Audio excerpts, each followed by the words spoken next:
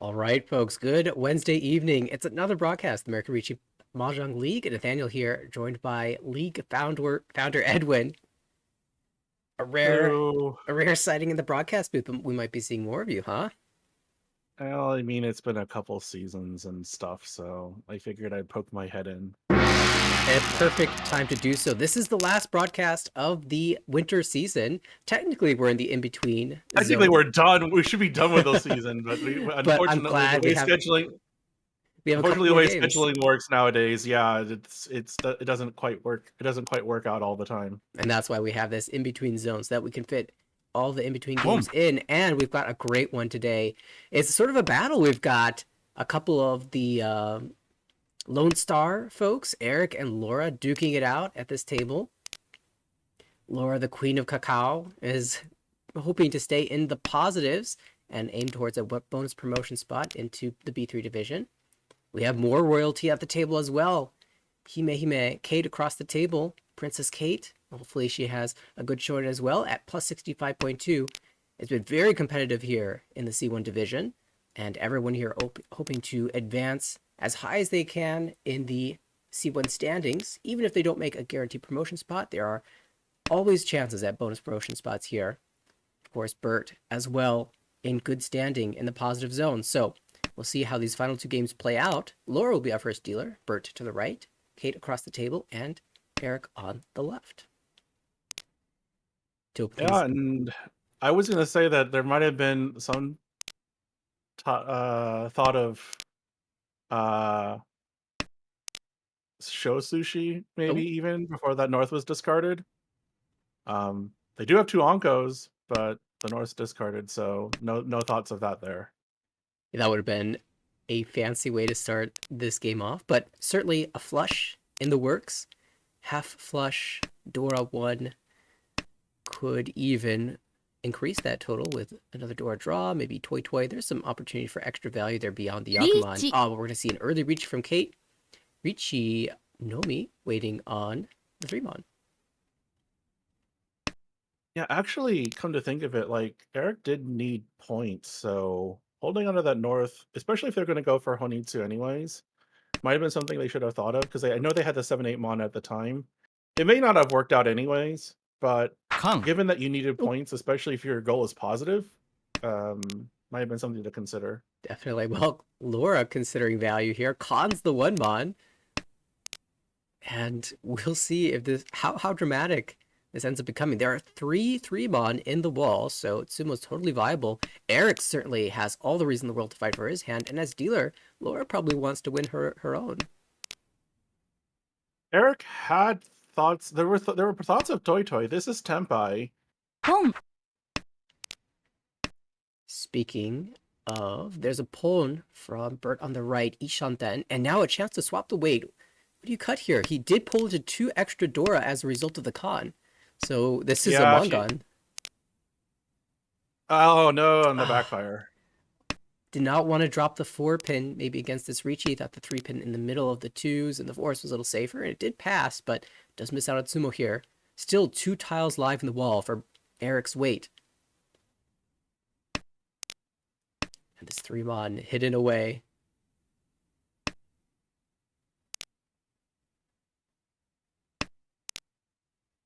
We're cutting away from the 9 pins now. There's one of the 3-mon. That's a Tempai, though, with a Yaku. Cannot win on the 1-mon because those are all called in that con. The 4-pin. Do you hold the Tempai? He Oh, does! doesn't. Yeah. That'll be Toy Toy Dora 3. A big pickup for Eric in the early goings of this game. Could have been that they were just when they discarded that 3-pin with that backfire. It could have just been that they wanted to. They thought that it'd be easier to like hold the Dora, but with the 3-4, you still have the 2-5 weight. So Yeah, and maybe something to consider for next time. that's true. I bet you they were thinking about the Hanuman potential on the 2-pin rather, 2-pin draw. And but as you said, you still get Mm. the 2 5-pin weight with the 4-pin cut. Maybe it's safety reasons as well. Nonetheless, Mongon pulled in, and dealership goes to Bert. A couple pairs in this hand. What does the Chitoy Master say? Is this feeling like a Chitoy? Eh, I mean, you could go that way, but it's not something that needed to be forced at this point. I mean, it could have been treated as it could be treated as a normal hand. If the other tiles were like kind of broken all over the place, Mm. sure, but you already have uh some is it Mensu out there already, so it's like not no need to force it through, especially if you're dealer. Yeah, my thoughts are always revolving around this door. I have the pay. I think, well, how do I use this? If I pair it up, that's fantastic. And well, if I pair that up, then I have four pairs. So then I think about Chitoy. But as you said, doesn't isn't something that needs to be forced, especially as dealer, where you can just slam a Ricci, win a repeat, hit some Uda, something like that. Oh, there's another pair though. Yeah, it's one of those things you could hedge. Like, Yeah, maybe in that case, instead of discarding the North, you could have discarded Forso. Especially if you see your blocks and you can just establish it. You could hold on for a little bit. You can hold on for a little while longer. But when you get to the second row here, it can get. Well, I yeah. I guess think you this brought now up is. two very good points. One is hedging. Like it's something that you should keep in the back of your head, even if it's not like your main route to winning. At this point, we're kind of close to it again, so I'm sure it's moving close to the forefront of the brain. And the other thing is as you said, five blocks were already present: the 2-2-3 mon, the 7 mon Onko, the 2-2-3 pin shape, the 8 so Home. pair in the south. Oh, it's gonna be a toy toy. I see. Yeah, so Not if a bad call here. I can see why, because you have the Tumon 2 pin and the 8 so are your callable tiles. So with them being outside tiles, it would certainly be something where you might be more liable to see it come out from your opponents, and it's easier to call. certainly. Only Yep. problem is that now that you called the South, like everybody's like, well, I mean, there's only so many things that you can have, and Toy Toy Right. is one of them. So if you don't see the the 2 pin out there, people may just hold on to it instead of tossing it out there if they don't see it out there. Though the 2 mon is out on one out, so I think Each. we're gonna see a tempai here. Ricci, Pinhu, potentially Ipeko on the 6 mon for Laura. And a couple other players very close. Kate on the right, moving towards Tanyao Pinhu as well. And across the table, there's a chance at 456 Sanchoku or Ipeko or Home. all sorts of that should be goodies. called for Tenpai. G.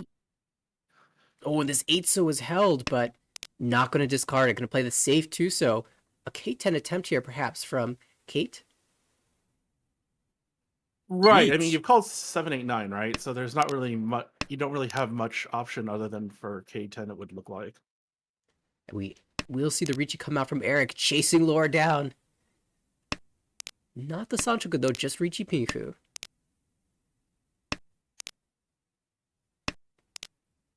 Deadly tile drawn Oh, by. and Home. there's the 3. Yeah. Kate drew the expensive side, but was able to fold away. Eric, on the other hand, could not, as he is in Ricci. Just 2,000 points, a fair fight to take from this spot. And it will be a bit of a balanced scoreline, though. The two Texas players up on top. Kate now in the dealer's seat. With this high pie, has a lot of honor tiles, and I want to just trim away from some of them. I'm going to start with the 2 so 1 so penchant cut, maybe leave some options open. Yeah, this is one of those. Oh God, I see these hands a lot. Whatever I play, it feels like where you do have some tiles like the 4, 6, 7 where you think like, okay, well maybe if I draw around it, but this is so slow, and it's like, well, what do you do? Especially when you're a dealer, right? You probably priority here is just keep your dealership. So now you want to try to find maybe hands that you can call. Like at this point, I'd consider Honitsu, and I wish I had kept that 2 so from before. Gonna stick with the plan, Um, though. because otherwise you're falling behind. The saying goes that somebody's generally tempai by the end of row 1, and if it's not you, it might be somebody else. So we're already getting there, and the hand still looks not great, if we're honest. Yeah, as you say, I'm looking around at the other players. You'd assume they'd have better hands, and already on the right, a set of very strong tiles, 2 away from Tempai, but with excellent improvement options. Oh, well, I see a glimpse of hope here. Across the table, Laura also doing very well. Ishanten, although the shapes are a little less promising. Bert on the left Wait, with are we? Tudora. Wait. Are we telling Yeah. me that this was supposed to be Kokushi the entire time? I mean, Kate held the option open and is now drawing into it. That is some vision right I mean, there.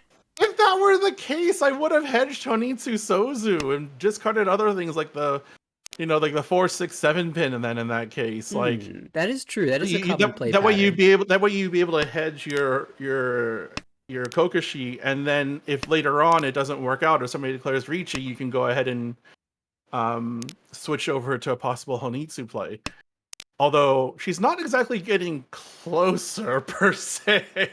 Yeah, it's one of those hands that feels like we're gonna fold eventually, if other players progress at a normal speed. But we've got a dream, so we might as well play towards it. And if other players are slow enough, maybe we get there first. 9 pin is 3 out though. That's the big problem, I think. There's 2 Norths out. 2 Hakus are being held. Isn't it already Tempai? Yeah, it's Tempai on the right already. Tanya Tempai. Potential Tanya Dora 1 if the winning tile is the 6-mon. Hello, 6-mon. Laura probably is extremely happy to see that. Ooh, is there another route here? Nope. It doesn't matter. Tanya will end it. And that's the expected outcome for this hand. You're actually pretty happy as the dealer that you didn't lose more than 500 points. The high pie that was so hard to put together. Yeah, I mean, there were glimpses of Honitsu Chitoi. Oh my goodness. Or even just Honitsu, like several, like a multiple Yaka high? At least one. But yeah, definitely little hope on that hand to start with, if we're honest. This is another hand for Eric as the dealer where it's difficult to play because the 2 honor pairs, the South and the West, are not value honor pairs. So either you play for Chitoi, or you drop one of the pairs usually, or you play for Honitsu. It looks like a flush with Toy Toy as a backup is the play in. Oh, I mean, you're not... You could have discarded 3 in 8 and then gone for Toy Toy with the Honitsu, with waiting on like the 1 or the Hatsu or the North, keeping your options open as to what to draw. Like 2 of the Norths are out, so I guess it's less of a thing, but you never know. Yeah, I think Eric might be regretting dropping that 1-mon a little prematurely in that early phase of the hand.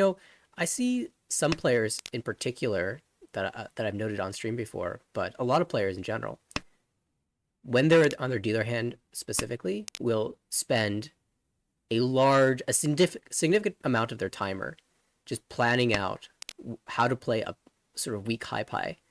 And that can help avoid things like an early 1-mon cut where we, maybe Ishanten for Honitsu Toy Toy. Otherwise, I mean, you've gotten your Anko of West now, but like outside of your Toy Toy, you don't have another Yaku, which means again, why are we holding the tiles to begin with, right? So, yep, just I probably mean, even holding the twice cut North, there's always a chance you draw it, and now you have a pair. You won't be able to call it, but at least it contributes to the hand, if nothing else.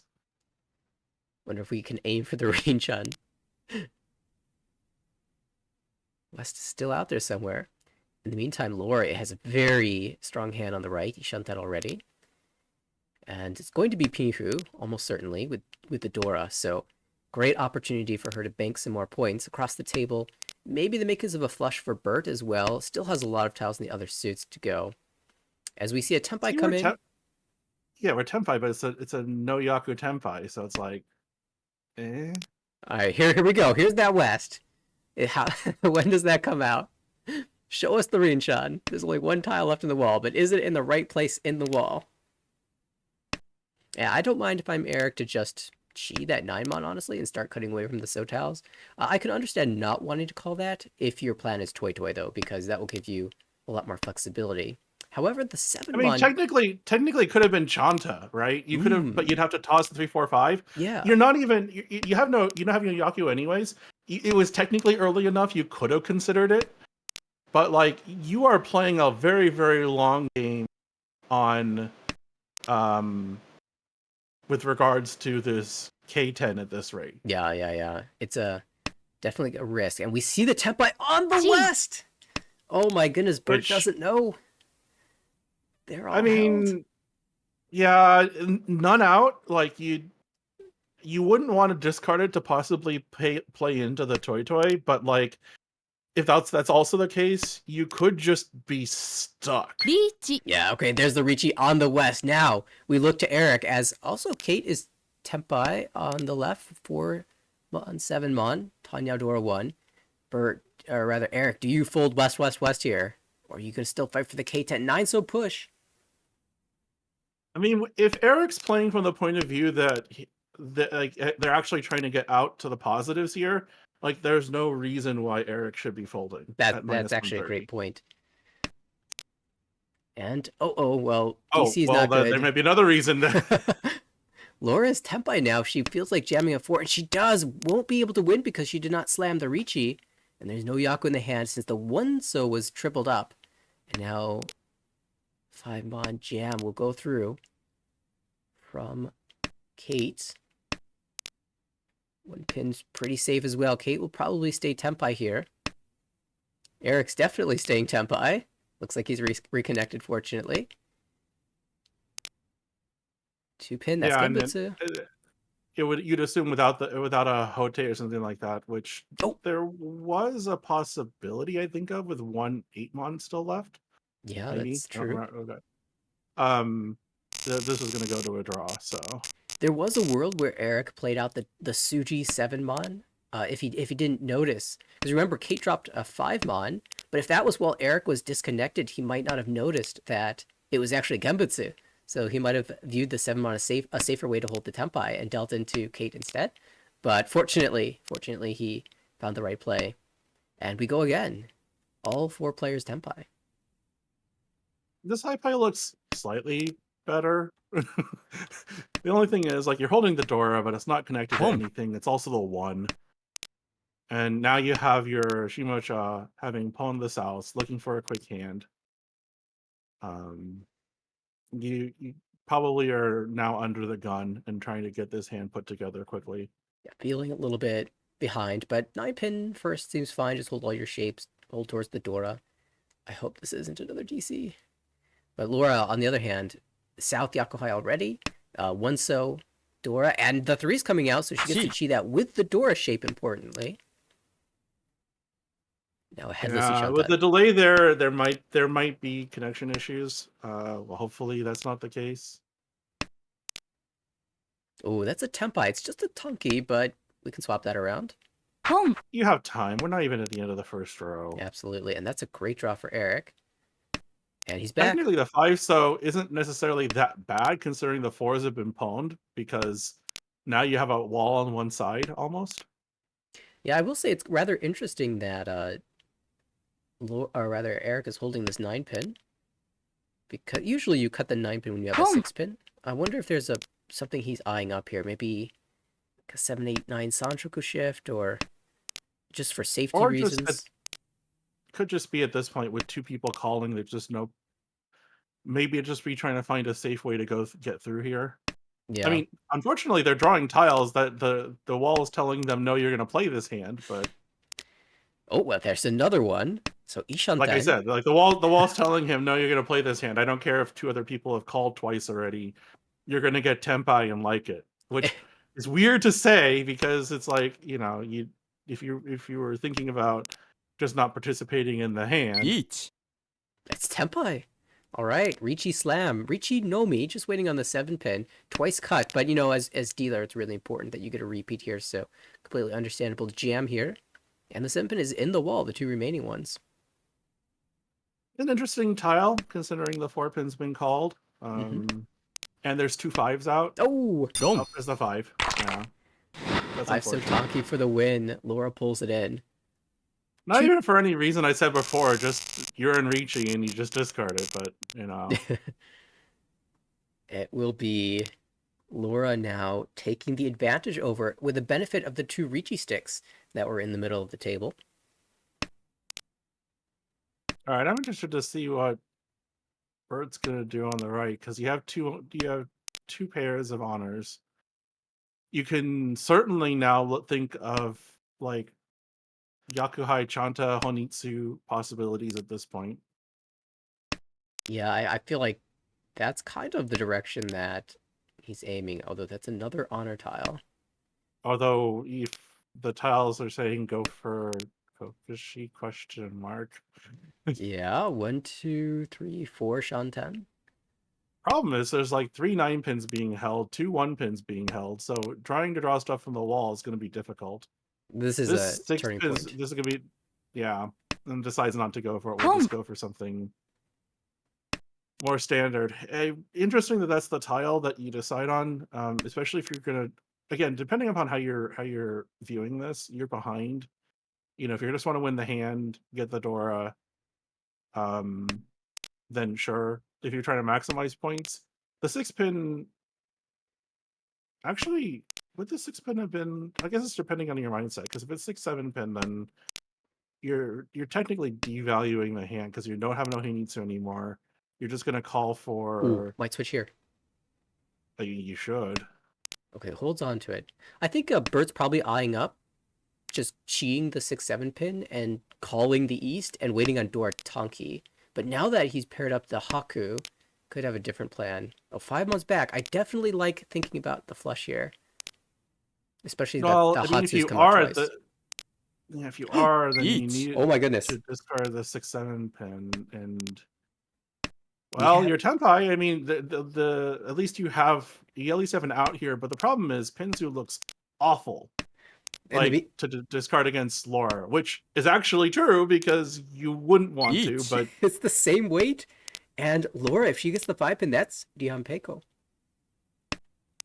Can we see Dion Peiko on stream once again?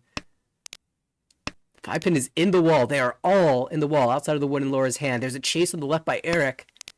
2 5 pin. Everyone wants the 5 pin. well, not anymore for Bert. He's bailed Bert's the out. hand. Didn't want to do anything with the 6-0, I guess. Yeah, I don't know. The 6-0, well, I mean, kick it back this in. form risk would be Tenpai, but I don't think it's safe against his Toyman. At least it wouldn't look like it. Might be safer now. 2 pins definitely not safe. Yeah, you might have to go East I can DC see if you really want to get out. Yeah. Oh, but Kate will try it. Ishanten will play out the 2, and that will deal into the cheap hand, the 2,000 point hand, and not the Ricci Pinfu Dian Peiko potential. Oh, and there's no Uda here, but 12,000 point hand that Laura was putting together. So Yeah, and this gives Eric back the lead as we enter South 2. yeah, big hands have been diffused so far at this table. It is back to Bert, as you say. Wow, what a high pie. That was a double reach chance. Could have been double Ricci. I think that was Bert looking at it like, man, well, I drew 2 mon, 5 mon, 3 pin, 6 pin. Fantastic. The thing is, you get Tenpai here, you Ricci for just Ricci. Well, you'd be Ricci Dora, which I guess isn't that terrible, but you wish you would have wished to hopefully got the double Ricci just to add more value to the run thing. Yeah. Kind of curious. I'm sort of always in the hunt for Sanchoku. If we draw a 1 mon, naturally it makes sense to cut the 6-0. And if you draw Tenpai with the pin tile, would you choose to Ricci on the 2-sided weight for Pinfu, 2-5 mon, cutting the 1 mon, or would you just cut the 4 mon and wait for just the 2 mon for the Sanshoku? I think it depends upon what your goals are, like what your targets are. Like if this were Eric, and they were dealer and they needed value, then sure. Um, Bert at 23.5. We talked about the fact that just be positive, and you likely will promote. So you know, if you're looking at it from their point of view, you especially with 20,700, it's debatable. You want to continue dealership more than anything else because it's South 2. I would probably go for the wider weight just so I have a higher chance of winning. Sure. And as dealer, Ricci Pinfudora is not bad at all. In the meantime, on the right, Kate with 2 pairs of honor tiles. The first white dragon has come out already, but the second Haku might come into hand, and after that would be a fantastic Ricci. Also curious to see if it comes out, if the Hatsu comes out, if the green dragon comes out, if Kate chooses to open up here. It seems that she's played a pretty balanced game so far in terms of opening versus staying closed. So will be more data for me to see that come out. I'm rooting for a Hatsu to be dropped. Ooh, shoot, twice cut, so the fancy hand probably not here. It doesn't hurt because you can still get Shosangen, right? So That's true. you have an extra tile to give up to hold on to. So why not have it be the tune just in case? Yeah, I would only make that commit if we draw the tune, of course. But absolutely, while you have a floating tile, might as well.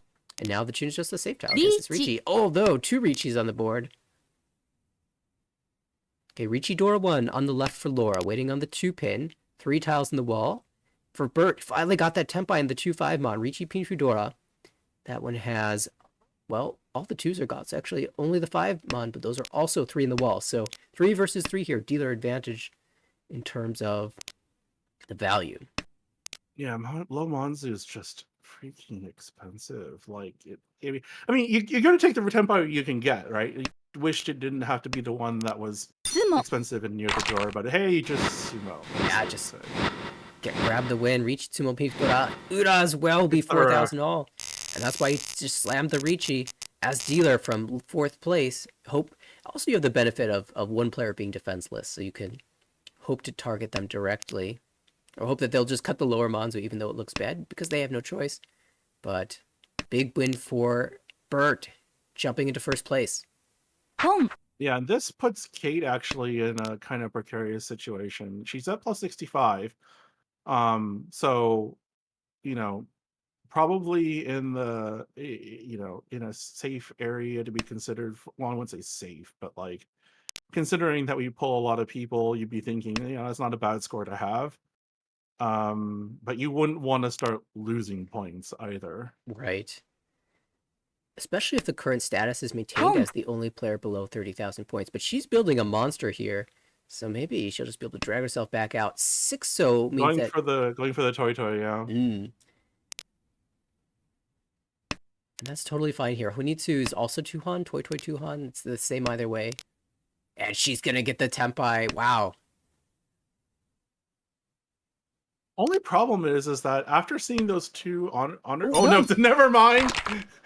I didn't even get to finish my statement. It's like with those 2 calls out, it's like, would you think about discarding honor and to say that? Yeah, of course, an Eric spot can't really think too much. Just has to try to get a lot of points. No. It's just the perfect storm for Kate to pull in a Mongon, and now she's the one over 30k. There have been some big hands all of a sudden, but still the score is relatively close. She'll open again as the dealer, looking for a pair, and maybe looking for more Sozu. I mean, yeah, you could target Honitsu here, but again, just win a hand, especially with 1st place not that far away. Yeah, the second I draw any connector in the pin tiles, I'll give up the Honitsu plan. But right now, 135 Diankan is not super strong, so especially if I pair up the Haku, I can start trimming away from the pin shape and slowly work my way. Okay, well, just if you I was gonna say if you're actually I looked at it in a different way. It's like I suppose you could make more value by adding here. Yeah, Chanta is totally viable. Which is what they're going for now. Yeah, that's a different Yaku vision. committing I mean, right I guess away. you see the 1 pin come out. You think maybe if a 2 pin comes, they get draw 2 pin Home. later. It gets a little bit loose. Mhm.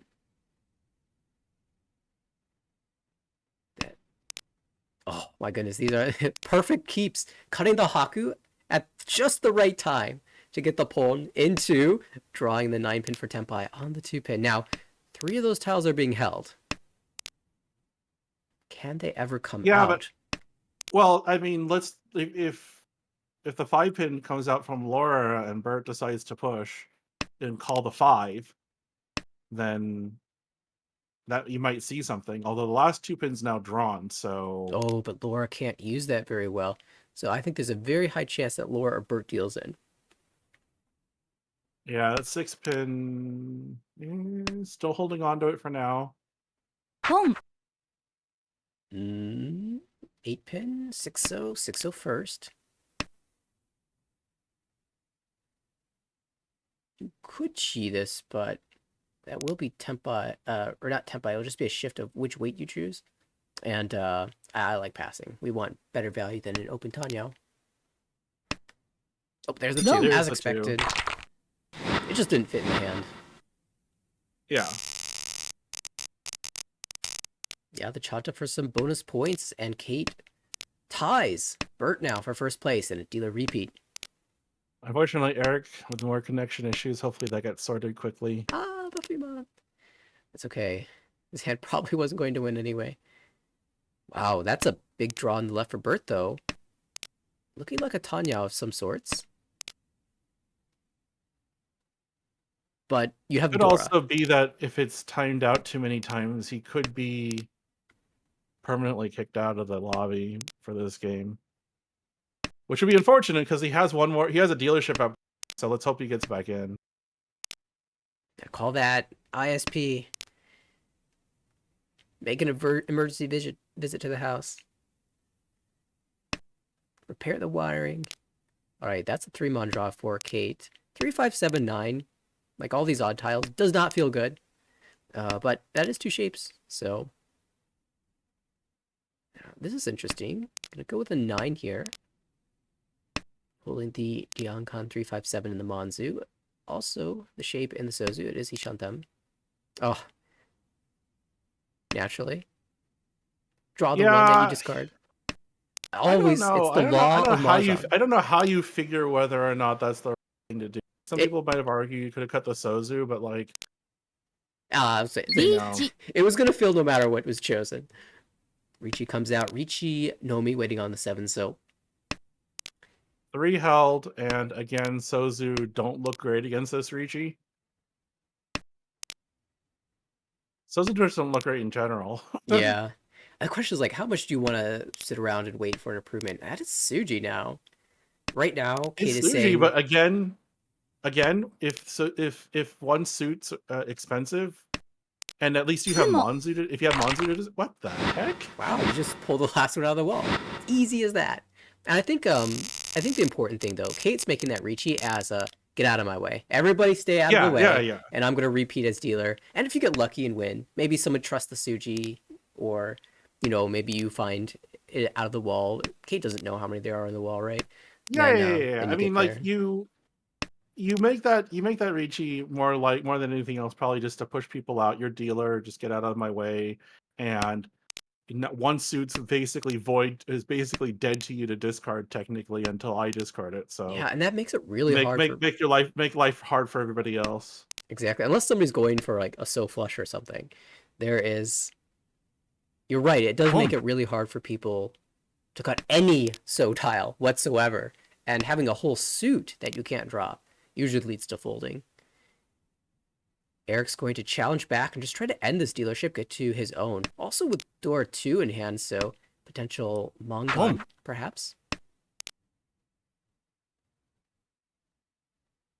We're now I opening mean, up. 3,900 certainly wouldn't hurt. Put them in third place and setting them up for their dealership in all last. It's kind of interesting because you can pull 6 or 7 so for a Shabo Tenpai, which is not normally a Tenpai I would like, but since the other side of the so weight is that 4-pin pair, that does give you the Mungon chance, and so I guess I would just take it. There's probably a slight inaccuracy there with that 8-pin discard. You could have discarded 2-pin Mm, and held on for possible toy possibilities. It's slight because yes. you're still having to call 607 or 607 but it's there. Right. We're And never you're not really losing anything. You're not gonna are you gonna chi 3 2 3 4 discard Dora? right. Probably not, right? So, you know. Yeah, similar opportunity here with the 7-pin. And the thing is, like, you can pull in the 8-pin without losing Shanten because you still have the exact same shape with a floating tile. So that's a really good point. Bert on the left has to make a sacrifice. We'll cut away from the 7-8, so not a believer of Ipeko, but perhaps with the 6-mon being cut twice. Chi. It will be Tempai. Well, and you already had somebody Ichi. that was calling twice and now calling 3 times, right? So your priority, if you're going to win the hand, is to find your quickest way to Tempai. Oh, that's a Dora. Probably 5-pin instead of the 4-pin. Yeah. Slightly worse weight, but more value, I guess. The 1-pin is absolutely alive in the wall. I was going to say, the 1-pins are in the wall. Sometimes the Shaba weight is better. We'll find out.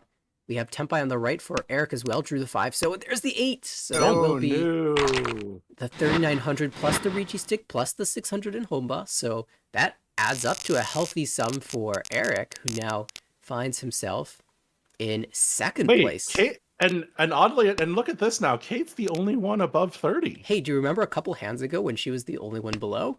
How Mahjong can swing in just a couple hands? Opportunity now for Eric as the dealer to chase her down, though. 2 Dora in hand, but a lot of pairs. Yeah, this is one of those hands I hate because there's enough out there to tease building a regular time. Just the tiles to draw to get to Tempai don't look as appealing. And you're going to have to make choices basically every step of the way from here on out. That 5-so is a choice already, but a sensible one to cut because we don't really want to drop a Dora in this spot. If you draw an 8-so, that begs a question, although with the lag on that 8-so discard, as long as it wasn't Eric lagging, he might know that someone else has a pair, and therefore the Ipeko in the upper Sozu isn't viable, so he might just go pairs now. 3-so, I think the 3-so kind of decides it at this point. Oh, but Laura's going to fight here first. Oh, 1-mon. Oh my gosh, I mean, 5-mon discard, usually you'd want to be wary of 1-4 and 6-9. But if you're holding a 1-mon, like, what are you really gonna, and it doesn't fit, what are you really gonna do against this type of Ricci? Also, unless you're just gonna discard like maybe low Pinzu, but that'd be about it. A fight for first, rather for third or second from Laura, immediately chased by Bert. None of them has a really fantastic weight, but they have to play for it because neither wants to finish last, especially in the standings position. They both have a goal of being positive. In the meantime, Eric has decided to join the fray with a pull and maybe a toy idea, or a Honitsu, a flush. If that's the case, the 8-pin might be the next play. 5-pin first and then 8-pin? The 8-pin would probably come next. 7-pin pass. Well, she's 7 now. Oh, but this 8, it feels like it'll come down any moment. You might get away. Oh no! Oh, what are these? Yeah, surely it looks bad. This looks bad all around. Plays the 5 first.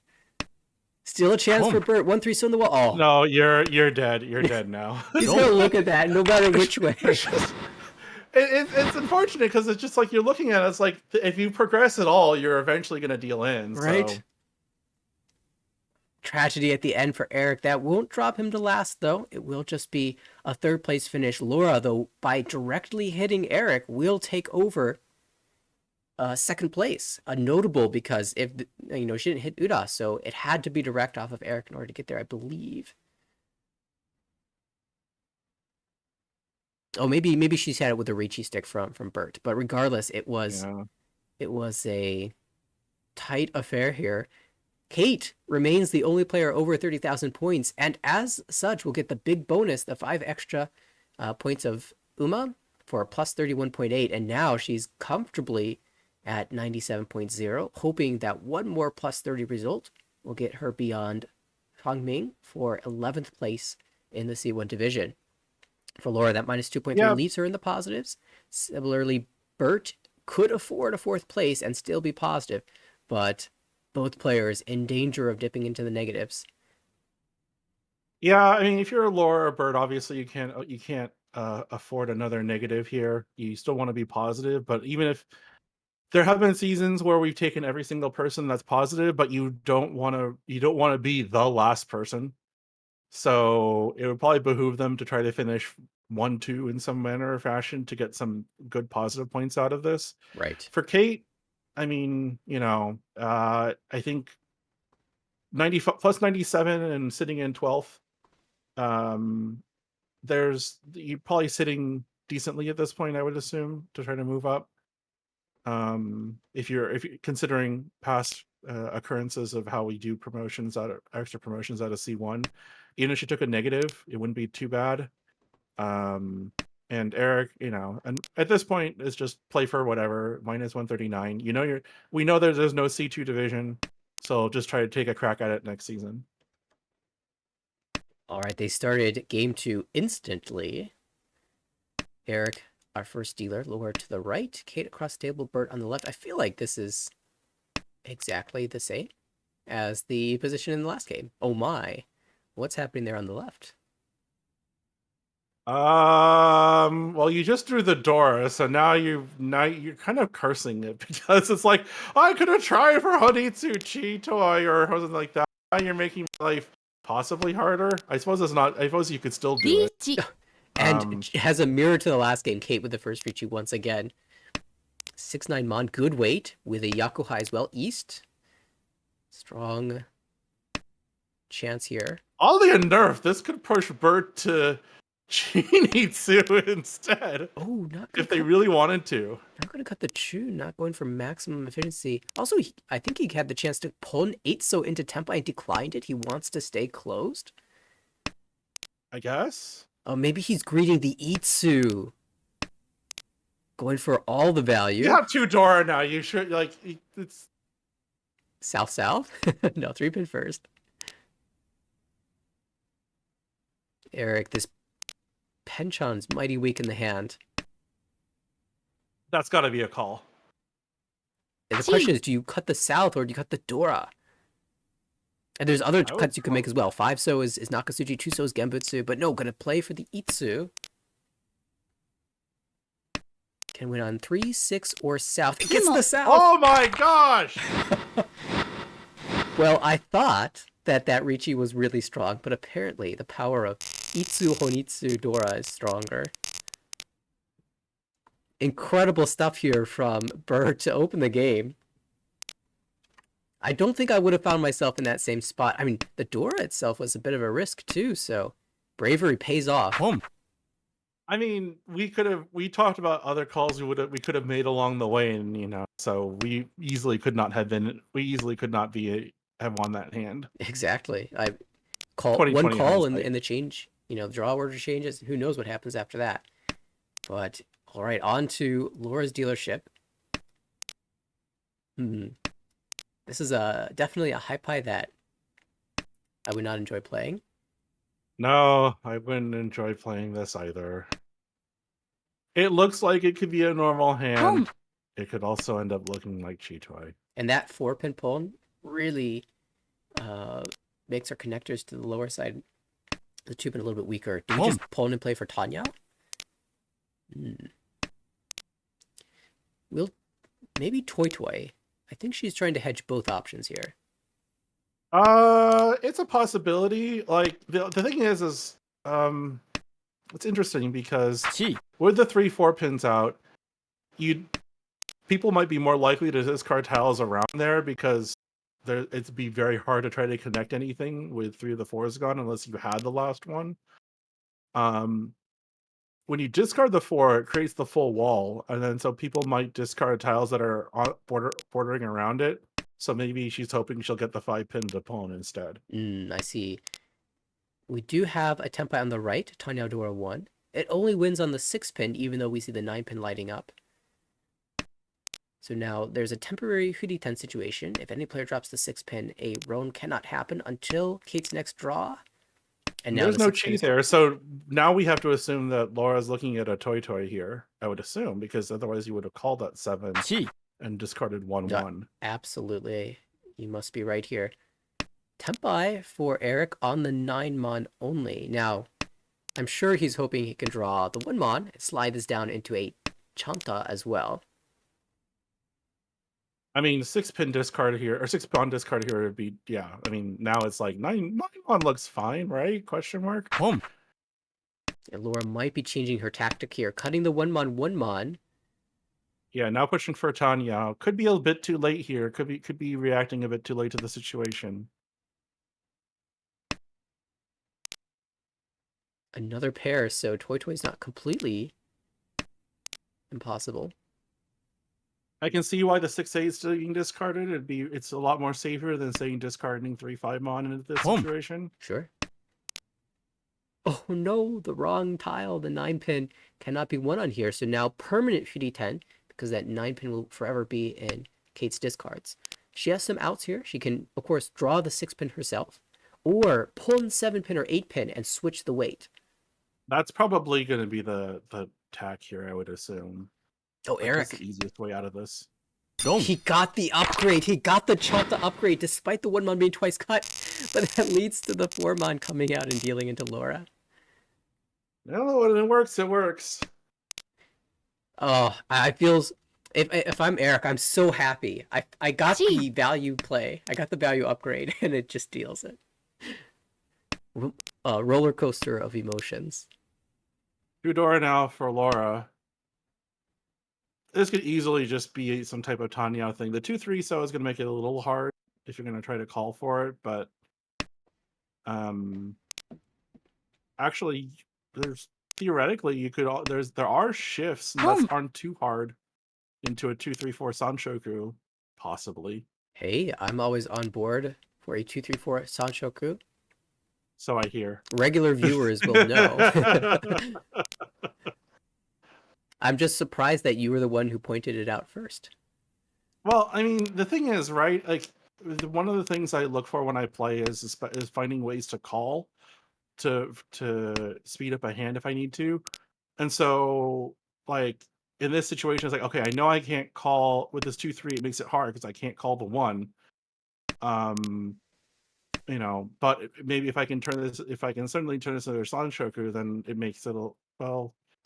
That's another thing to consider, right? So yeah, like always when you're opening your hand, typically it devalues the hand, but there's ways to increase the value of the hand by adding Yaku, and so you're always on the lookout for Yaku, potential Yaku. And to the other add. argument is that like you can be building value for the hand, but if your odds of winning it suddenly turn to 0, then like your expected value is 0. Yeah, it's Like you'd almost, even if you cheapen your hand but you increase the chances of you winning it, then I mean, is it really a bad thing in that sense?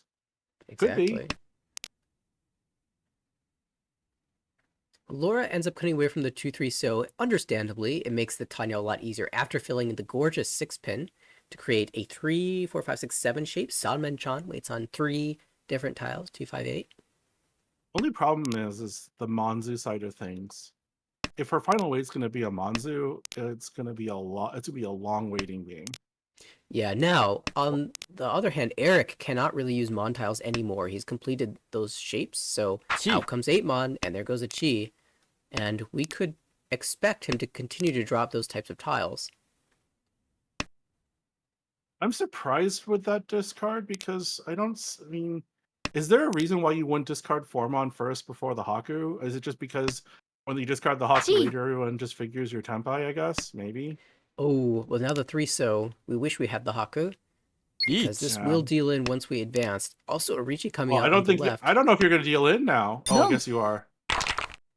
I was going to say, with that Ricci, it's like the 3-so isn't necessarily safe against the Ricci, so maybe she holds on to it and then goes off from something else, but looks like she just wanted to keep her Tenpai, I'd assume. Now, I will say there was maybe a small reason to keep the Formon there, which is if you pair up the Dora again, which is a somewhat slim chance, but if you do, then you definitely want to cut the 7-mon and have the 2/2 Formon shape, which does accept the 3-mon well. So there's some optimistic reasons perhaps for holding it.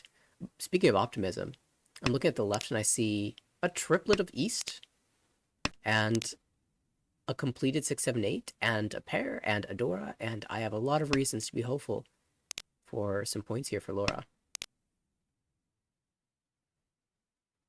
Yeah, you want to find one of those connectors quickly to some of your hanging tiles, like that.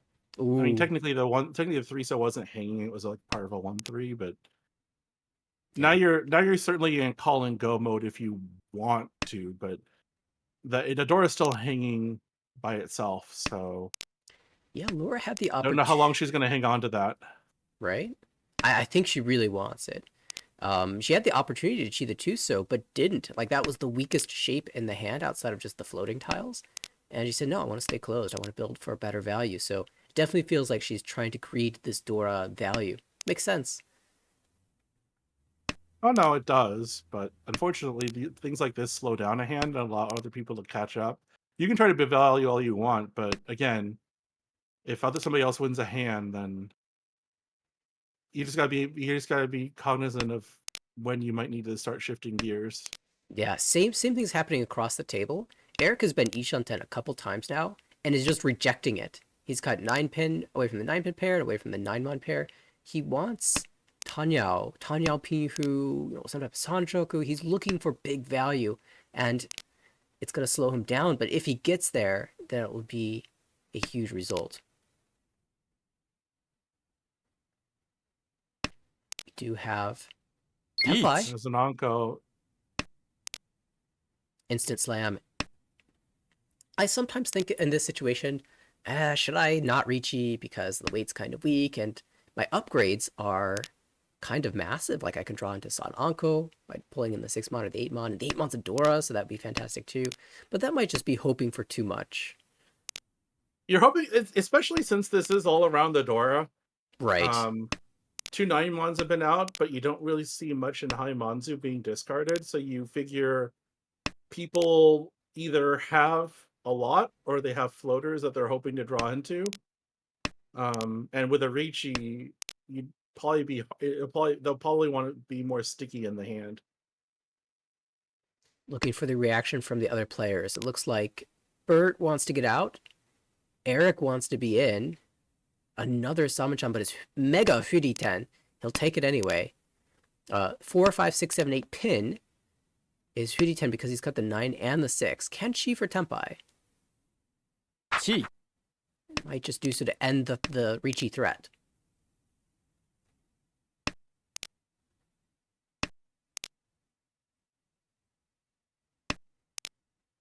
Oh, but that Chi slides the winning tile into Laura's hand. It's a Mongun minimum. No Uda, so Mongun confirmed. Well, Bert and Laura are doing what I said they needed to do to try to improve their positions. They're sitting 1-2 right now. Bert most comfortable here. 40,300 now with a dealership. East 4. Hand looking kinda meh. Yeah, at least I'm somewhat optimistic about the improvements on the floating tiles, especially if you can draw around the 3-pin. But on the right, maybe that's a stronger hand. Already sitting Ishanten? I'd say so. And I'm hoping that these aren't even the final shapes, that we're more like Dian Shanten or San Shanten. I mean, you draw, say, like a 5-pin or a 3, so you got some bigger things in mind. Exactly. Even here, you don't even need to take this Tenpai. You could 1-so. Yeah, you could discard one 3-so, yeah. Agreed. We'll see how this pans out. Maybe Ipeko in the future. I don't know if it's greed. I think it's a sensible thing to Oh, absolutely. I think it's early enough. And the Ricci was what? Ricci Nomi? Ricci only with a bad weight? Yeah, yep. So yeah, I agree. 100% would play the same way. Bert has not drawn around that 3-pin, by the way, and I mean, makes sense considering if you look around the table, all 2 pins are taken, 3 pins are taken, 2 4-pins are taken, and one has been discarded. Well, Luckily, finds the last 4-pin. do we believe in the sun? Tanyao. We believe in Tanyao, not the Ishanten. And there's the 2 so naturally, as one expects. You break away from a shape, you immediately draw back into it. We'll hold the temp by this time at least. By the way, Kate going for it all on the left, cutting away from the 6-7 pin, draws the 8 pin naturally. We've come to expect these things. It's happened all game long. Wait, where are the tunes? Right? Well, there's one. Okay, there's one. As Forza will not deal in because Eric is Huriten. That's a tempai with a Yaku if he cuts the 3-so. It's still Ricci, Tanya, bad weight. So we'll just Dama. Home. I mean, 4-so here, right? Yeah. Now we get to see how greedy Kate wants to be. They're not greedy yet. I Not mean, yet. once you make the next call or you draw another Monzu like here. 4-mon? Question mark? Yes, let's go. Keeping the option open. Okay. The issue with the 4-mon cut is that if you draw the tune, then you're forced into Shosangen almost. But if you kept the backup pair, you could have dropped back a Shanten and forced the Daizangen. But this play makes sense from her standing, so it's gonna be Sumo. Oh, Tsumo! Doesn't matter because you just Dama Sumo. I was so excited for the Hanuman Shosangen Honitsu with 2 tiles live on the wall. Ah. No chance to be excited. Hand over. Eric shuts it down. We have had several like Dragon Dreams on stream that have gotten cut short. Once again, this time it's Kate's beautiful Shosangen attempt coming to an early end. Eric with not a bad hand here. I mean, only issue is that I was gonna say it's kind of slow, but he's still drawing tiles. Now he's Shanten. The final weight's gonna be not great if he has to wait on the Shaman. 5 months, 7 so. Or you could dream bigger. I mean, yeah, 1-so, find a discard, and then you pair up something else. I mean, even if you draw an Anko, I'd be like, there's a pair. What are you gonna do? What are you gonna do? Decision time now. You can still hedge. Okay. Okay. You could have still hedged by discarding 4 or 5 pins, right? That's exactly what I was thinking, yeah. Yeah. You could have hedged everything by 4 or 5 pin. It's like Ipeko, but also the Suwanko. Yeah. And it will be a Ricci coming out from Bert. 3-pin, 6-pin. This Shabo is actually probably going to win. It's so awkward. Fake Rionmen Shabo, wait. It's the you get all the downsides of having a Diamond weight without actually having the same number of tiles that a Diamond weight gives you.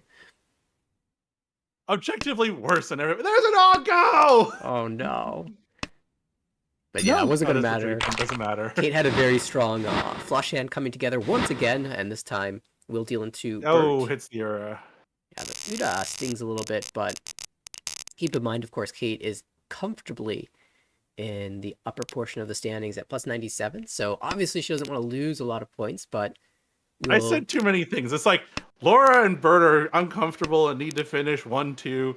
Kate can afford to lose points with a 4th, but really, want to. If there's one happening. If there's one thing I've learned from the many streams that we've had together in the past, whatever Edwin says on stream happens. Okay, I remember the first stream that we did together. You're like, man, if only they would draw like this 3-mon, and then instantly 3-mon comes in. Well, now the Takame Sumo would be the 5-pin Takame Sumo. So every time you said something, it immediately came to fruition on the board. So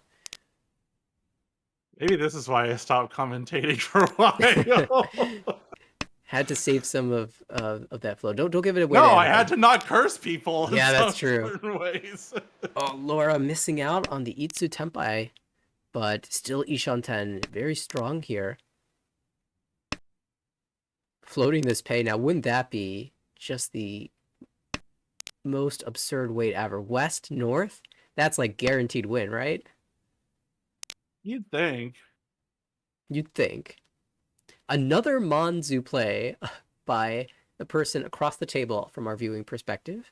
This time, Oh, Bert. Bert, yeah. I mean, considering what they've drawn and everything, it's wasn't a bad idea. 5 5 6 is holy crap. So if they go with the Honitsu slash okay, never mind, there's a Riichi, so we'll have to see what happens. Cake is to choose the way. Can play for the Dora, and will. Could cut the Formon and set the Riichi Suji trap, but Dora indicator 7 mon, 2 showing, the other 2 sitting in the Chinitsu hand, Honitsu hand. you know, actually, yes, 7 All, Mon just not the only live. thing is that like you discarded the 1 mon, but like neither Manzu or Pinzu looked that great against the Riichi. So there is just some thinking about just like, well, if I'm gonna be continuing to fight the hand and I can't, well, actually you may not mean even to fight the hand, it's just more of you can't really defend against it. Might as well just, go for press your luck and no whammies, no whammies, no whammies, stop. Yeah, and now we're really hoping for no whammies as there's the dealer Riichi. Formon only. Another tile that's very held up, but at least has one live in the wall, as opposed to the 7 Mon, which is just completely locked away.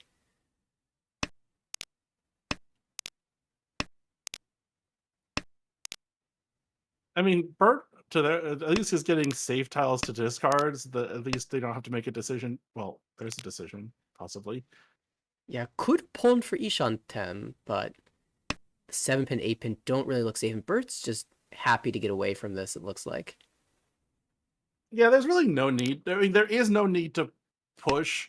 So if given safe tiles, I mean, if you can get to the end of the hand, which it looks like they'll probably just sneak over the line. Ooh, Dora yeet. Passes. Well, thanks for the assist, Eric. One If more. you're a bird, it's like, hey. Yep. I was never gonna drop this tile, but now I can, so appreciate the safety. 3 players Tempai though. And Bert will pay out there, still healthily in the lead, 41-5. And Laura, another repeat. Quick call with the Yakuhai Chun, also holding Dora. Rest of the hand, I mean, it's workable. Well, more workable now. Oh my, imagine But two so one but the door is floating though. That's the thing. Like you pwn Chun and then what? Let's just say it came out, Yeah, you could take the Tempai, but... And maybe there's an argument to do so just because there's a couple of Riichi sticks in the middle. Yeah, 2300 on the table's not something to sneeze at. I feel like Laura really likes to play for this Dora, though. We'll see. Hopefully she draws something attaching to the Dora before she has to make that pull decision. In the meantime, Bert also with Dragon Pair. Same for Eric on the left. Oh, here we go. And she will take the Tempai. Yeah, I mean, 7 mon, not great, but it is the Tempai. Win the hand, win 2300, along with the 1500 from the hand itself, and naturally, as is so frequently the case in Mahjong. Whatever decision you make, the wall will immediately suggest to you that was the wrong one, but that's okay. There's plenty of justification for taking the weight as is. So no, I mean, you still do it, but the only thing is now it signifies the rest of the table that like you're not holding door. Your hand value is probably cheap. Yeah. So people might be more willing to push a hand if they consider there's valuable enough. Yeah, I think it's very important in this spot to not be thinking like, oh, 6-pin. If I was on Shabo 3, so 6-pin, that would be my roan. And Yay, instead be better upgrade, focusing. sort of. Yeah. 4-7 mon, not great weight, Reach. but at least it's a Rion man. Oh, Bert in trouble. 4 months and 7 months both Genbutsu to that Riichi, and it's gonna come out. Wow. It's a big Chitoi Tenpai for Kate, but the It's an Genbutsu interesting snipe. thing because like that was the 7 pin, and I'm like, for Chitoi, there are better weights. Yeah. There are better weights. I know, like, I'm one of those players that will typically sit around and look for a good weight. Sometimes it's better just to slam immediately to apply pressure, and I'm always stuck between those two choices. I feel like I don't have the best feel for it, but it seems to me that in this game and this series so far, Kate has been playing extremely straightforward. Get the Tenpai, apply pressure. Slam the Well, I Riichi, mean, and force the table to react. it's certainly fine, but like, and it would, if I had seen other Pinzu tiles around the 7 pin discarded, I might be more likely to. I might have been more likely to consider slamming and waiting on the 7 because you'd see that most people probably wouldn't need it. Mm-hmm. But that's not the impression that I got quickly before the hand ended. Yeah, didn't quite So see probably exactly the there's situation. probably some patience that could have been considered there in that instance. I do think though that the outcome would have been very similar regardless of which weight was taken, as of course Bert is almost always cutting the 4 or 7 mon in that situation. In the meantime though, Laura is working her way towards the Tenpai, and that 2 mon is an absolutely fantastic fill straight into Ishantem, one away from Except for the Tenpai. fact she discarded the 1 pin or 1 mon 3 You're turns right. ago. Yeah, but you know what? It's a Riichi. Now we have to try to defend against this, or I don't know, Ricci fight. on the 3 mon, which is 3 held, 1 in the wall. Oh, the East would have been a fantastic upgrade, but we can't really rely on drawing that. I don't know about you, but I never expect to draw a triplet if I have a pair. Hey, I don't know. I mean, I guess from my Chitoi nature, it's like, especially if you want to consider upgrading it, then oh, there's the 3. Toy play was Ishanten for Kate. It's just a 1,300 point dealing that will advance the game forward, and here we go. Now, if you recall, last time Kate was in. What is that? What is that Laura? What? Yeah, Bert opened up with 3 Dora. How about, and with what, Chanta, maybe? Junchan? Yeah, 3 Dora and Sanchoku? Chanta. Laura could have. I mean, like, it wasn't as bad as I thought, or good as I thought. It'd be Yakuhai with the North, and there's not much else at this point. Probably, I guess you go for Honitsu in this juncture.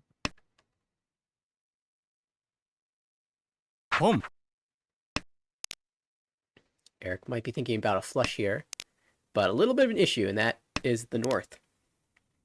Mochi Mochi. Laura and Eric both want the same Laura tile. getting closer and closer to that Honitsu regardless. Bert is going to have a very strange pond of discards pretty soon.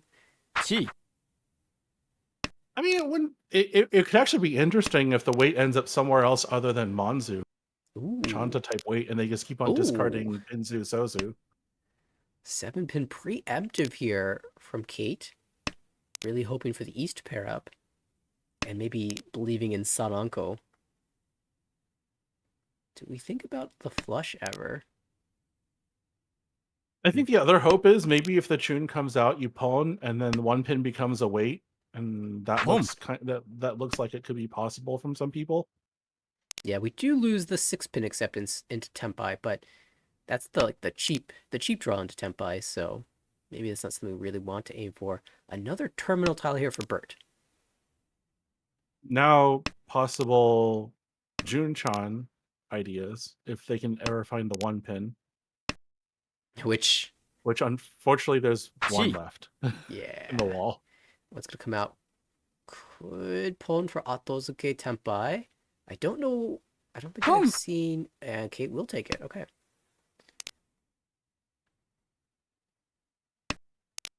That's a sort of decision that is really personal, right? A lot of people have different perspectives on how to do that. So yeah, the only negative about this is you have people who have opened their hands, especially calls, and it's like they're probably fighting for their hands regardless. So I mean, you might see the Chun come out in that. You might think the Chun would come out in that case, but also they're fighting for the hand, so you're going to be sitting for a while.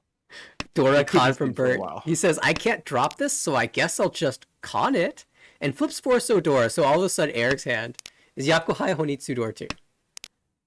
Lean 3-6 so. And Home. is that not 6 tiles? It's 5 tiles in the wall. One of them's not lighting up. Home. The Dora indicator. Toy Toy Tenpai for Laura. Toy Toy Ishandan for Bert. With Dora 4. Right here, the 1-1 so's out already, so there's... Oh! Okay. So Home? that's called... Choosing the 9-mon Tonki. So many tiles live for all of these weights, but the 6-0. Can Laura hold it? She cannot. And will drop in to Eric. A Mongun. And this is a huge swing for Laura, who is now in 3rd place. Still positive, but needs to stay over 30k now.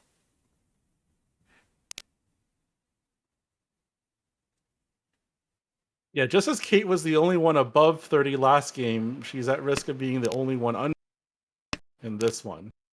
So probably we'll just net 0 if this game Still. Which, realistically, isn't the worst thing. No. I mean, was at plus 65 to start the series, so that'll be a decent total to end the series. We'll be eyeing up Bert, though, in the lead. Might not want to play this game any more than he has to. Let's see. If the game ends this way, he will surpass Laura for 19th place, but will not surpass Carter, and the gap from him to Carter is so large. Maybe he tries to overtake Kate, actually. I don't know if he's doing the math here, but if the game were to end at this score line, what would that be? Minus 20, minus like 19, 35? Okay, it would be around 62. I didn't notice that big of a gap there. Yeah, I don't think it's close enough. Yeah. Bert with like a plus 24, so not close.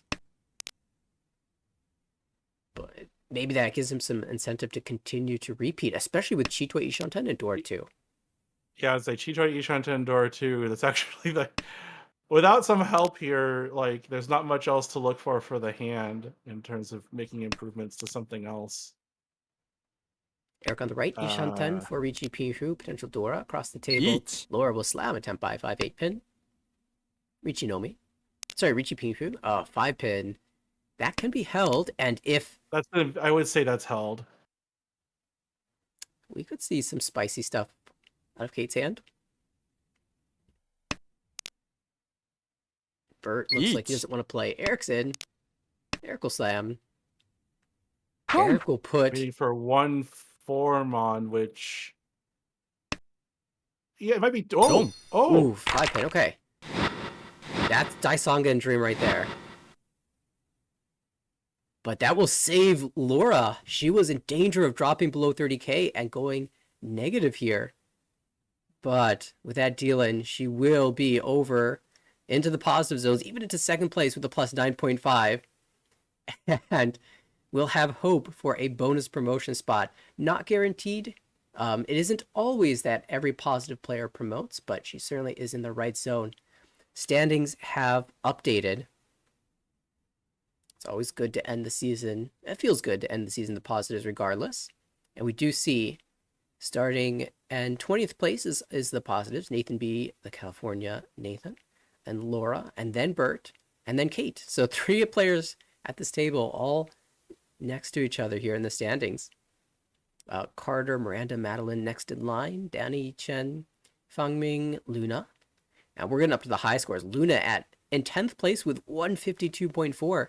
That promotes in most divisions, but that's just 10th here in the Monster C1 division, which we can't see everybody on the screen, but there's close to 40 players in the there were 44 this past season, and barring anything, we had a huge influx of players for this upcoming season. So we're actually looking at 2 divisions of 24. We'll be at 48 people. So we actually had like 25 people join the league this upcoming season. Yeah, Or we that's will have 25 people at least at this point joining the league an incredible for the number. coming season. Good luck to everybody. But still not enough to create a C2 league, so that's why C1's going to be big again.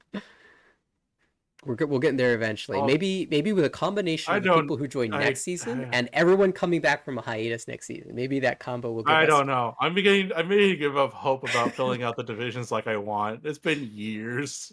I keep on trying. It doesn't work. It's okay. I mean, the league keeps growing, so eventually things will work out. But yeah, I don't know if you have anything by way of announcements, but I do know that we can walk through the divisions as these were the I final two mean, games of the season. yeah, I don't want to announce anything at this point. I'm giving everybody in the league one last chance to be like, "Hey, I'm going on hiatus," or "Hey, I actually need to withdraw," because we always get those at the end of this, right at the very end.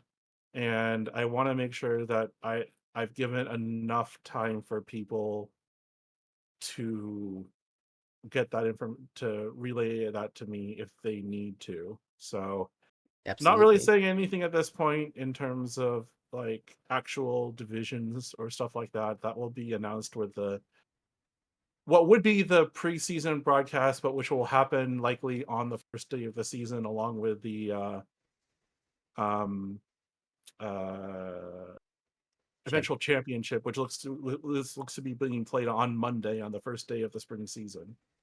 Very good.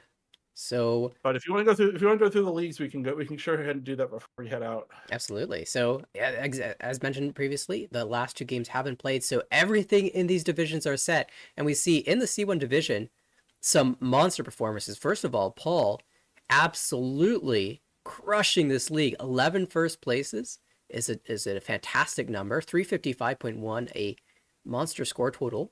Definitely in the Just double promotion zone. just short of the record, I believe. Just short of the record. Fantastic. It's so funny to me that for this season specifically, you lowered the amount of points necessary for double promotion from 240 down to 200. And yet everybody who double promotes is over 240. It's just everybody like made it. Mahjong. It's like you just card the wrong tile, and then it comes back to you, and you're like, "What the heck?" It's like we lower it down to 200, and everybody's over 240, and you're like, "Ah, okay." Well, at least it works. It works. Everyone got the double So promotion. Now, congratulations to everybody who did the 240. yeah, and I believe the way it works is that there is a double promotion as long as there's a spot for them in the division ahead. So fingers crossed that that works out for all of the double promoting players. Paul, Lewis, Vander, Josh, and Kaysen. Excellent season. Mohan got very close to that mark this time around, but will be playing in B3 next season. And Andrew as well had a pretty fantastic 183 this season and will be promoting as well. Props as well to Daniel and Ty and Luna for getting over the 150 mark, always a challenge to do, and Fangming as well for the plus 100. I'm rooting for double promotions for all of the positives in the C1 division, but we'll wait and see how things go once the hiatus situation gets determined in its final form. And that being said, let's take a look at the B3 division. In order to pull this up, I need to pick somebody from B3. Anybody in mind for that? Any B3 viewers? Let's see who's leave Ty. Let's go to a player from the same region as Ty. No, I mean Let's go to Ty Mark. is okay. Oh, Ty would work Oh, too. no. So I was thinking other I was Ty. gonna say Ty was the. Okay. I was thinking other Ty. Ty was in C1. The Ty that my brain went to, the Midwest Ty, but Ty K as well. I forgot that there were two in the division. Of course, you select Mark, the one that's at the double promoting guy. Yeah, of course. I watched a lot of his games this season. He happened to just line up very well with our regular Wednesday broadcasts, and he was just absolutely on fire. It felt like every single one of those Ricci decisions was paying off. 10 victories, low deal-in percent is something I'm absolutely thrilled to see. I always love watching a defensive player have success, and unsurprised. I mean, a decently low deal in average as well. One of the lower ones in the league as well. Fantastic from Mark getting that double promotion spot. Big props as well to Merlin, Ty, Luis, Ari, and Carl for getting those guaranteed promotion slots. And Max W had a great set of games at the end to hit the 7th spot. Jerry surviving to get that 8th spot. I think Jerry was in a very interesting battle at the end with Blaine at the table, where there's a monster hand Gyakten. I think it was Blaine himself who won that Gyakten to put himself in 9th. So it was an incredible series to finish things off. Again, a number of bonus promotion spots usually happen in the B3 division as well, but no guarantees for sure. Just rooting for everybody to make it. And it will cover more details about what exactly went down in these divisions in the preseason show that will happen next Wednesday. But of course, I do want to give props. Is it next Wednesday now? Yes, next Wednesday is the date for that. We have decided. Okay.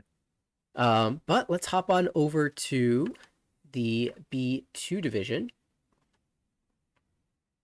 Yeah, B2 was so stacked this season.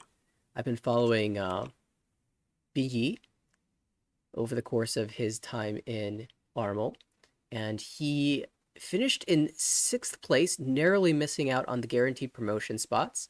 As we go higher in the divisions, you get a little bit more nervous that you're not going to get a bonus promotion, but B2 has historically had a few at least.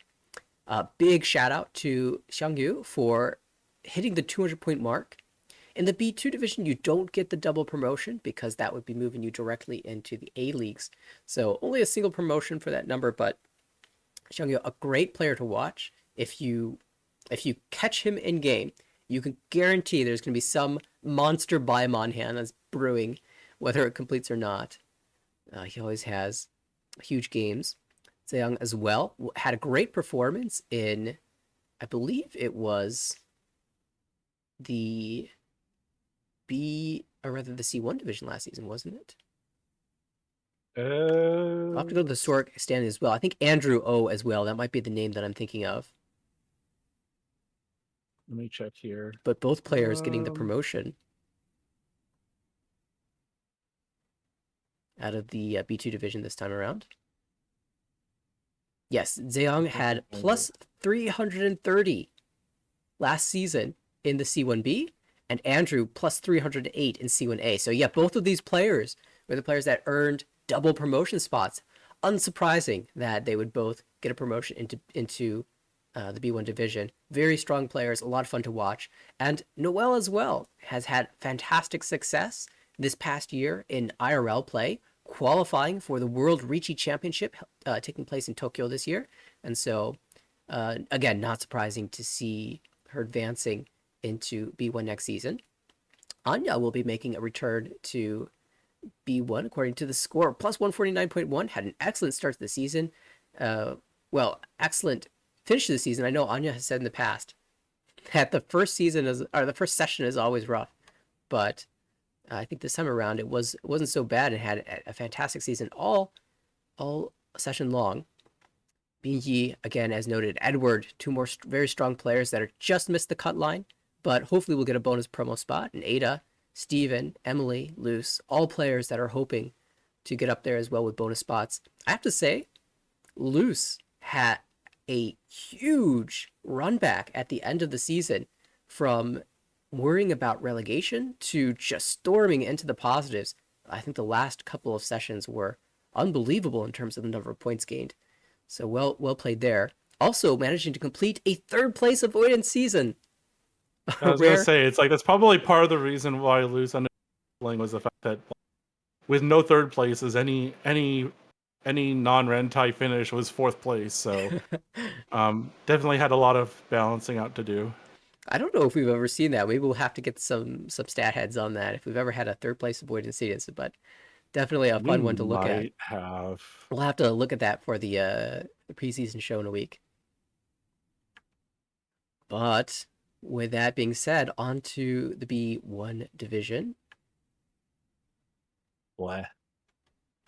Okay. I know somebody who is in B1. Not a great season. Yeah, those seasons happen. Is that there we go. But Eric storming back into A2 has been pretty consistently sticking around in the A2 division. Took a vacation in B1 and decided his relaxation here was comfy enough. Hopefully, I wish him all the best in A2 next season, because when we get there, we will see just how crazy it's going to be. But JT as well, getting a first-time promotion into the A2 division. Jason is heading up there as well. Riley's back. Riley's back into A2. And Quinn, I believe, might be their first time in the A2 division. So Could be. I'll have to check on that. I know they've been hanging around this area. Around here.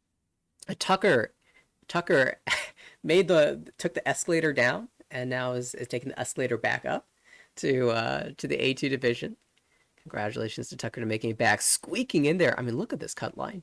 The 6th promotion spot at plus 57.3 is so tight.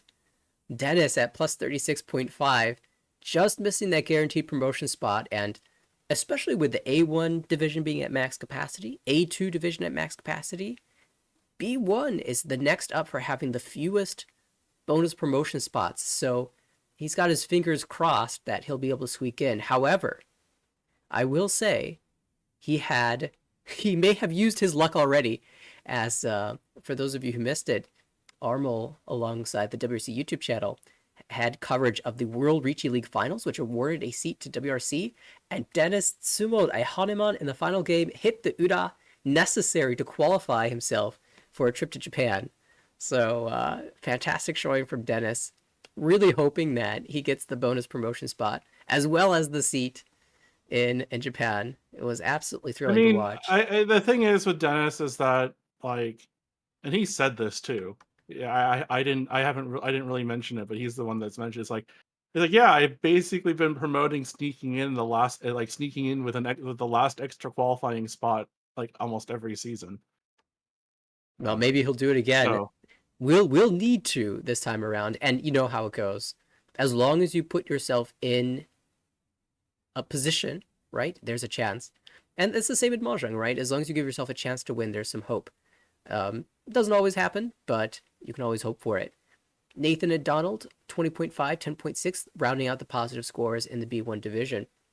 And there was a lot of a drama in the last round, as Alon had a chance to squeak in, and it got shut down at the very end, and that allowed Tucker the guaranteed promotion spot. B1 always so tightly contested, and I assume the same will happen next season.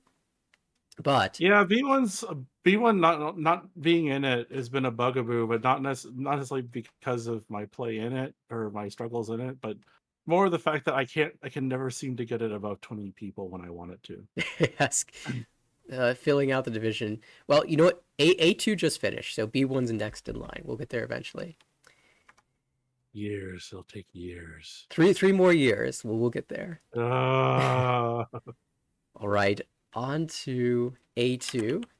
I'm thinking of a name to update these standings.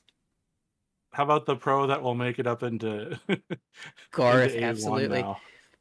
I have to say, these promotions out of A2 are very funny to me. First of all, Dylan at the top had an unbelievable season. Just extremely well played, and everything that I saw, just about everything I saw went his way, except for like one game.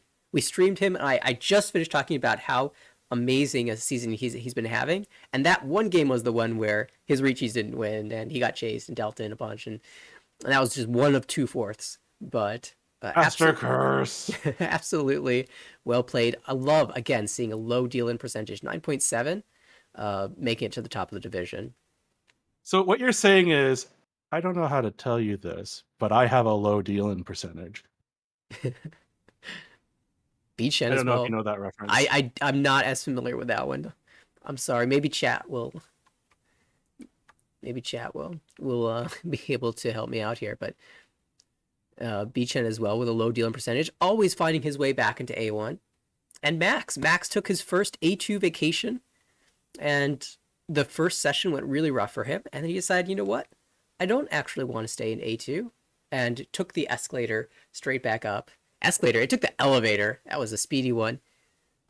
Great performance out of him. Some monster hands, as evidenced by that 6,236 average win rate, I mean, win value. highest in the division, highest in the league. So I mean, by a pretty decent margin. Garrick had 6,027, but yeah. And Kaz making it back into A1 again. We have, a group of players that are consistently bouncing between the two divisions, which is a very good sign because A1 and A2 are essentially the same strength at this point, I feel. There's just so many strong players now in these top two divisions, these A leagues. But It depends, because I mean, like Kaz and Bijan, I think are two examples. But like, if the leagues start to get even more concentrated, that 4A pipeline pinging back and forth between A1 A2 um may get a little bit harder as the seasons progress. yeah, finally for running out the guaranteed promotions. Garth, first pro to make it to A1. First JP Mel Pro, that is. So big shout out to Garth. Had a huge season. Again, only 2 fourth places is incredible. And it's going to be very, very, very interesting to see how the A1 meta shifts with Garth alongside. Every season, the way that people play depends on who happens to be playing. And with Garth joining the mix, it's going to be very exciting. So, cannot wait. Michael X, one step away. Normally 146 promotes you, but this time it falls a little bit short. Oliver as well had a fantastic season, but plus 120 was not good enough. Same for Julian and Andrew, who both made it over 100 points. And it should be really exciting to see what I mean, even regardless of the strong players that are exiting A2, there are still a great number of strong players that are staying in A2 and coming out of the A1 division. And to hop over to the A division, we have to, of course, go to our champion, Blake. Dominant performance, only 2 fourth places, 11 firsts, though. That's the difference. Just, 27.1% win rate is incredible.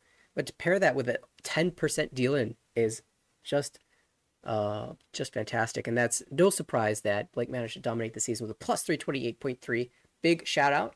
First time playing in A1, of course, naturally manages to win it. And has an opportunity to go back to back. No player has ever gone back to back winning Division A1. So we'll see if Blake can show us how it's done. And as you can see, we've now implemented the new F1 scoring system where points are being distributed to the top 10 players. The format for this season for the championship being that we're going to take basically the 4 champions and then the next 4 high point the 4 non-champion point scorers and throw them into a semifinal final format. This was done again because A1 structure without this kind of made the dynamics within A1 a little bit too wonky for people, and they wanted to kind of normalize it a bit, and this was the way we kind of there's a solution that kind of was discussed and eventually implemented to put that in there, or to achieve that, and we've heard nothing but positives from that. People saying it's like, yeah, now I don't have to worry about just going unga bungling in round 6 to try to win the championship or have it not mean anything. I can actually just play decently and get to earn my 9 or 12 points and then go from there. Absolutely. I'm very interested in seeing how this develops over the course of the season, to see the fight for the 4 bonus seats towards the championship in the future divisions. So really looking forward to seeing that play out as the year moves on. And of course, this is just the brief overview of the promotions and whatnot. We'll talk in much more detail with highlights, anecdotes, monster hands, And more statistical conversations next week on Wednesday will be the preseason show for the upcoming spring season. We'll also have the finalized set of promotions and relegations based off of the hiatus situation, so you'll know exactly who got the bonus spots. And we'll also have the pairings for the upcoming spring season.